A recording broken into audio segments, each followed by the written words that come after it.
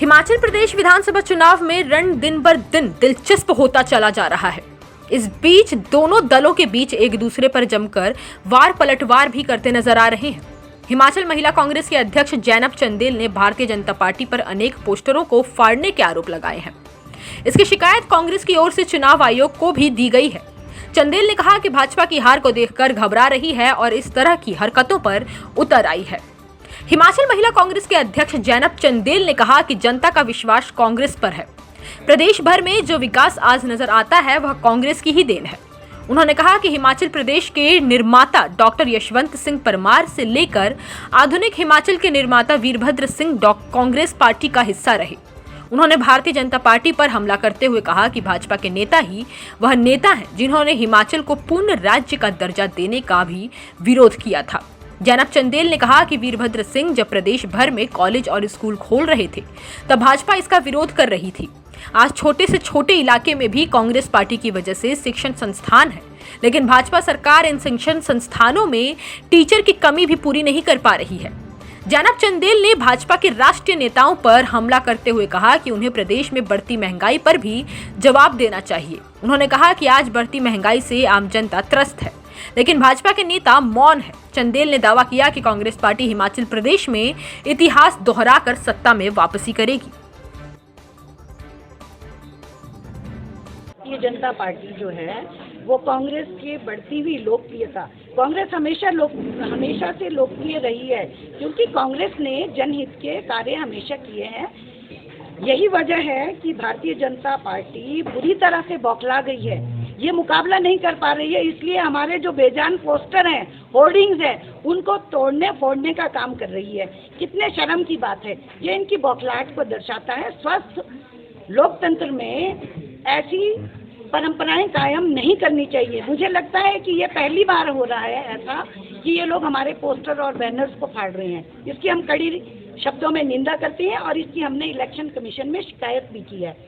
और दूसरी बात है कि अभी भारतीय जनता पार्टी की बहुत बड़ी बड़ी नेत्रियां भी हिमाचल प्रदेश आ रही हैं और बड़े बड़े नेता भी आएंगे और यहाँ जुमलेबाजी और बयानबाजी करके चले जाएंगे। ये वही भारतीय जनता पार्टी है जो किसी ज़माने में हिमाचल प्रदेश के पैदा होने में, मतलब हिमाचल प्रदेश को एक अलग एक स्वतंत्र राज्य, इसके जन्म पे भी ये कहते थे स्टेटहुड मारोठुड। ये तो चाहते ही नहीं थे कि हिमाचल प्रदेश जो है अस्तित्व में आए। ये हमारे पूर्व जो नेता थे, स्वर्गीय नेहरू जी, परमार जी, स्वर्गीय इंदिरा गांधी जी और बाद में हमारे वर्तमान के जो जिन्हें विकास का मसीहा कहा जाता है राजा वीरभद्र सिंह जी, ये उनकी दूरदर्शिता थी। वो जानते थे कि पहाड़ी प्रदेश है, ये अलग इनका अपना एक अस्तित्व होना चाहिए और हमारा जो है एक नया प्रदेश बना। उसके बाद इसको हमारे ही नेताओं ने सजाया, संवारा, विकास किया हिमाचल प्रदेश का। आज जब हिमाचल प्रदेश प्रगति के शिखर पर है, कांग्रेस की वजह से, कांग्रेस ने सड़कों का निर्माण, स्कूलों का जाल बिछाया। आपको याद होगा पिछली बार जब हमारी सरकार थी, राजा वीरभद्र सिंह जी ने स्कूल्स खोले थे, तो यही भाजपा के लोग थे जो कहते थे, क्या कहते थे, रेवड़ियों की तरह स्कूल बांटे। हमारे स्वर्गीय राजा वीरभद्र सिंह जी ने कहा था, मैं अगर किसी दूर दराज के गाँव में अगर 4 बेटियां भी होंगी तो मैं उनके लिए भी स्कूल खोलूंगा। तो ये उनकी एक दूरदर्शिता थी कि बेटियां अगर पढ़ेंगी तभी तो समाज आगे बढ़ेगा।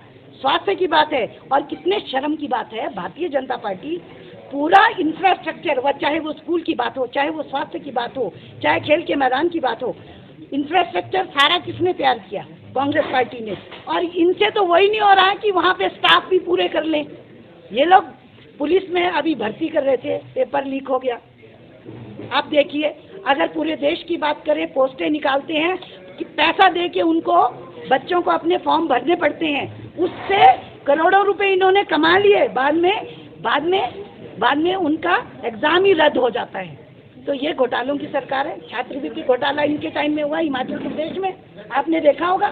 तो अभी कोर्ट में लंबित है, जब फैसला आएगा तो इनके जो घोटाले हैं वो पर्दाफाश होगा। इलेक्शन कमीशन के पास शिकायत दे दी है, हमने अपनी बात रखी है। इनका लोकतंत्र में विश्वास नहीं है। जहाँ जहाँ हमारी सरकार थी, इनको कभी भी क्लियर मैंडेट नहीं मिला।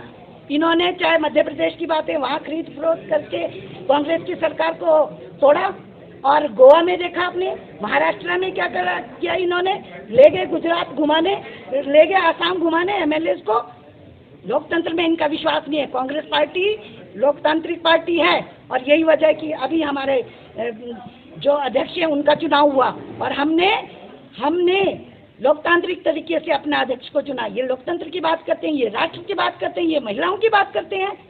इनके राज में ना ये महिला हितैषी है, ना युवा हितैषी है, ना किसान हितैषी है।